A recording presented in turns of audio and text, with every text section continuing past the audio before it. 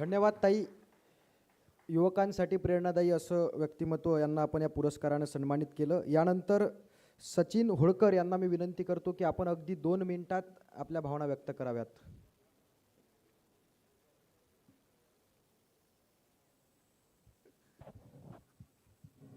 आजच्या जय हिंद लोक चळवळीच्या वतीने आयोजित युवा शेतकरी सन्मान सोहळ्यासाठी माझ्यासह सर्व पुरस्कारार्थींची या ठिकाणी निवड केली.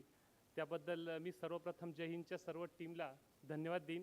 व्यासपीठावर उपस्थित आपल्या राज्याला लाभलेले एक भक्कम असे कृषी मंत्री धनंजयजी मुंडे साहेब, आमचे मार्गदर्शक आदरणीय थोरात साहेब, आदरणीय डॉक्टर तांबे साहेब, आमच्या मातृतुल्य दुर्गाताई तांबे, आमदार सत्यजित दादा तांबे यांचं काम खऱ्या अर्थाने मला एकाने विचारलं की हे ग्लोबल कॉन्फरन्स काय आहे नेमकं. मग त्याला म्हटलं त्याला कसं समजून सांगा ग्लोबल कॉन्फरन्स काय आहे. मला असं वाटतं की समुद्र मंथनामधून आपल्याला 14 रत्न मिळाले होते. मला असं वाटतं की ह्या 3 दिवसामध्ये आपण जे विचार मंथन करतोय इथून ह्या पुरस्कारार्थींच्या ह्या लोकांच्या रूपाने आपल्याला शेकडो रत्न मिळतील जे या महाराष्ट्रात निश्चित काम करू शकतील. पण या ठिकाणी 2 गोष्टी खूप महत्त्वाच्या आहे. एक तर शेतकऱ्यांसाठी काम करताना आपली स्पर्धा नेमकी कोणाशी आहे हे आपण अगोदर ठरवून घेतलं पाहिजे. कारण होतं असं महाराष्ट्रात राज्यभर फिरणं असतं कृषी तज्ज्ञ आणि शेतकरी या नात्याने. गेल्यानंतर मी बऱ्याचदा बघतो की बांधावरच्या शेतकऱ्याला आपण काय मारलं हे शेतकऱ्याला सांगायची इच्छा नसते. मग तो काय करतो, त्याचे ते मारलेले जे औषध असतात ते पुढे लपून ठेवतो, पुढे जाळून टाकतो. समोरच्याने विचारलं तू काय मारलं, तुझी क्वालिटी चांगली आहे. काय नाही रे, रेग्युलर साधे औषध आहे. तो सांगत नाही. त्याला असं वाटतं मी जर याला सांगितलं तर हे इथून परत तो वापरेल, मग ते आपल्याला कॉम्पिटिशन निर्माण होईल. मला असं वाटतं शेतकऱ्यांनी कुठंतरी ही वृत्ती आहे ना आता थांबवली पाहिजे. आपली कॉम्पिटिशन गावाबरोबर नाही, जिल्ह्याबरोबर नाही, राज्याबरोबर नाही, आपली देश पातळीवरची कॉम्पिटिशन आहे आणि आपल्याला इतर देशांच्या तुलनेमध्ये उभं राहून शेतीचं उत्पादन घ्यायचं आहे. मला असं वाटतं या ठिकाणी निश्चितच आपल्याला शेतकऱ्यांना मार्गदर्शन होईल असं काम केलं पाहिजे. आज मुंडे साहेबांचा कृषी विभाग चांगलं काम करतोय. कृषी विद्यापीठ असतील, कृषी विज्ञान केंद्र असतील, पण इथं जे उपस्थित शेतकरी आहे मला निश्चित वाटतं की एक शेतकरी हा कृषी विज्ञान केंद्रापेक्षा किंवा विद्यापीठापेक्षा निश्चित कमी नाही आहे. त्यांनी फक्त ठरवलं पाहिजे की आपल्याला शेतकऱ्यांचं दारिद्र्य संपवायचं आहे आणि काम केलं पाहिजे. आपल्याकडे जे आहे आपल्या संतांनी उपदेशच केलं आहे, जे आपण असे ठावे ते सकाळांशी सांगावे. निश्चितच आपल्याला जे आपण आहे आपण इतर शेतकऱ्यांना सांगितलं पाहिजे. एक ब्रॉडकास्ट सिस्टीम आहे. आपण व्हॉट्सअपवर खूप मेसेजेस पाठवतो, फेसबुकवर खूप मेसेज पाठवतो. कधीतरी आपण जी टेक्नॉलॉजी वापरतोय शेतीमध्ये आणि जी यशस्वी होते ती किमान शेजारच्या शेतकऱ्याला सांगावी अशी एक प्रांजळ अपेक्षा असते. मी बऱ्याच ठिकाणी जातो साहेब, आपण बघतो जिथे इथं यशोगाथा करणारे शेतकरी असतात त्यांच्या आसपास मात्र तशी शेती दिसत नाही जशी यशोगाथा करणारीची असते. हे नियमित जाणवतं. याचा अर्थ असा आहे की तो यशोगाथा जो करणार आहे तो स्वतःकडे त्या सगळ्या गोष्टी ठेवायला बघतो. इथं खऱ्या अर्थाने शेतकऱ्यांची चूक होती. जे आपण असे ठावे ते सकाळशी सांगावे, शहाणे करून सोडावे अवघे जन, असे आपल्याला संतांनी देखील सांगितलेलं आहे. आजच्या खऱ्या अर्थाने मला जर असं वाटतंय की ही ग्लोबल कॉन्फरन्स आज शेतीचे प्रचंड प्रश्न निर्माण झालेले आहे. ताईंनी मगाशी सांगताना बरेचसे प्रश्न सांगितले. मी देखील स्वतः शेतकरीच आहे, कृषी तज्ज्ञ आहे, लेखक आहे. तुम्ही मला टीव्हीवर बऱ्याचदा बघितलं असेल, आकाशवाणी असेल, ॲग्रोवनमध्ये माझे आर्टिकल्स येतात संपादकीयमध्ये. मी स्वतः शेतकरी आहे. ताईंनी सांगितलं की एक पीक जर लावलं तर सगळे शेतकरी तेच पिकं लावतात. टोमॅटो लावायचा तर इतका टोमॅटो येतो की विकायची पंचायत होऊन जाते. कांदे लावले का इतके कांदे होतात का कांद्याला कोणी घेतच नाही. अशा प्रश्नी कधी सरकारसुद्धा हतबल होऊन जातं. कोणतंही सरकार असू द्या, कोणी मंत्री असू द्या, शेवटी या पिकाचं करायचं काय आणि अचानक हे पाठवायचं कुठं. आपल्या घरात जर समजा 2 पाहुण्यांना झोपायला जागा असेल, उद्या जर 10 पाहुणे आले, 20 पाहुणे आले तर कसं ॲडजस्ट करणार आहे. यासाठी मला असं वाटतं कालांतराने अजून काही वर्षांपासून आपल्याला शेतीमध्ये कुठेतरी झोन सिस्टीम आणावं लागणार आहे. एकाच शेतकऱ्यांनी एकच पीक न करता 4-5 पिकं कसे करता येईल या दृष्टीने सुद्धा काम केलं पाहिजे. प्रत्येक शेतकऱ्याकडे फुलशेती असली पाहिजे, फळशेती असली पाहिजे, त्याचबरोबर वनशेती देखील असली पाहिजे. मी स्वतः माझ्या शेतात 3.5 एकर बांबू लावलेला आहे साहेब. यावर्षी बांबूचं उत्पादन घेतलं. सत्यजित दादा तांबेंनी माझ्या बांबूचे पूजन केलं. सगळे बांबू मी स्वतः विकले शेतकऱ्यांना. आणि साहेब एक गोष्ट निश्चित सांगतो, बाहेरच्यांपेक्षा स्वस्त बांबू विकले. कारण ते मला कुठून विकत आणायचे नव्हते, माझ्या शेतातला बांबू होता. मी टोमॅटो उत्पादक आणि द्राक्ष उत्पादक शेतकऱ्यांना 2-4 रुपयांनी कमी ज्या भावात मागेल त्या भावात देऊन टाकले, तरी मला परवडलं. मला असं वाटतं एक वनशेती प्रत्येक शेतकऱ्याकडे असली पाहिजे. माझ्याकडे डाळिंबसुद्धा आहे, मी भाजीपाला पिकंही करतो, द्राक्षे आहे, ऊस पण आहे, माझ्याकडे सर्व प्रकारचे पिकं आहे.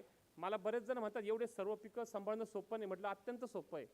एक पीक करण्यापेक्षा खूप थोडे थोडे पिकं केल्यास तुम्हाला वर्षभर किमान उत्पन्न चालू राहील. आणि आजच्या काळामध्ये बघितलं आपण, मी थोडा वेळ जास्त घेतोय, गारपीट असेल, हे जे अवर्षण असतील, हे संकट असतील, मला असं वाटतं हा ग्लोबल वॉर्मिंगचा इफेक्ट आहे. अजून काही वर्ष आपल्याला ह्या गोष्टींना फेस करावं लागणार आहे.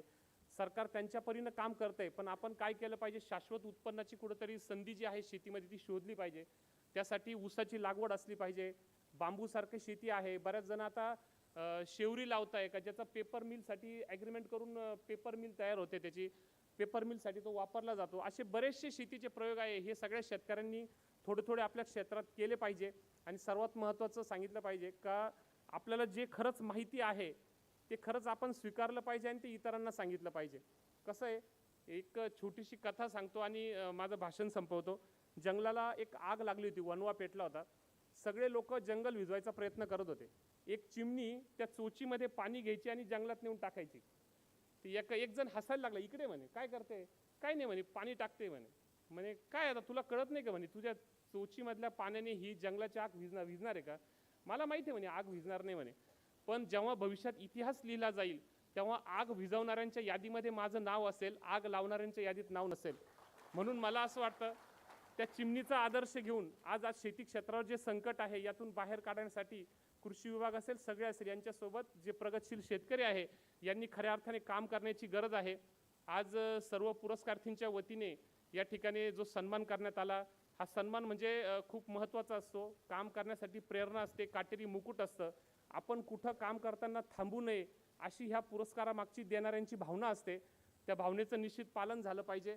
पुनश्च एकदा सर्व मान्यवरांना आणि जय हिंदच्या परिवाराला धन्यवाद देतो. आणि निश्चितच डॉक्टर साहेब तुम्हाला सांगतो, येत्या काळात सुद्धा जय हिंदनी कधीही सांगावं, कोणतंही काम सांगावं, निश्चित मी माझ्या पद्धतीने निश्चित करणार आहे. इतकं सुंदर काम आहे, उलट ही संधी आहे इथं काम करण्याची, एक चांगला प्लॅटफॉर्म आहे. मी परत एकदा सर्व पुरस्कारार्थींचे अभिनंदनही करतो आणि जय हिंदला धन्यवाद देतो. धन्यवाद. जय हिंद.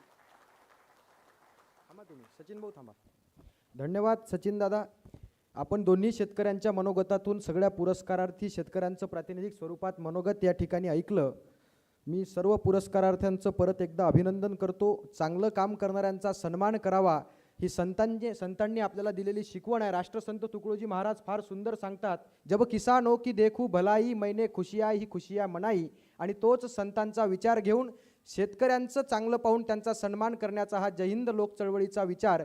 ग्रामगीतेत राष्ट्रसंत सांगतात, तुझ्या श्रमास प्रतिष्ठा मिळो, सकळांचे लक्ष तुझकडे वळो, मानवतेचे तेज झळझळो, विश्वा माझी या योगे. शेतकऱ्यांच्या श्रमात प्रतिष्ठा मिळाली पाहिजे हा विचार जय हिंद लोक चळवळी पुढे घेऊन जाते आहे, याचा मला मनस्वी आनंद आहे.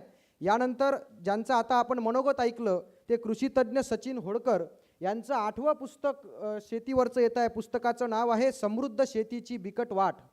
त्या पुस्तकाचं प्रकाशनसुद्धा माननीय नामदार धनंजयजी मुंडे साहेब आणि माननीय आमदार थोरात साहेब यांच्या हस्ते व्हावं, म्हणून मी विनंती करतो संपूर्ण मान्यवरांना की त्यांनी सचिन होळकर यांच्या समृद्ध शेतीची बिकट वाट या पुस्तकाचं प्रकाशन करावं. सचिन होळकर हे कृषी तज्ज्ञ आहेत, कृषी क्षेत्रात त्यांचा चांगला अभ्यास आहे. त्यांचं शेतीवरचं हे 8वं पुस्तक या ठिकाणी आपण प्रकाशित करतो आहोत. जोरदार टाळ्यांच्या गजरात आपण या 8व्या पुस्तकाचं स्वागत या ठिकाणी करूयात.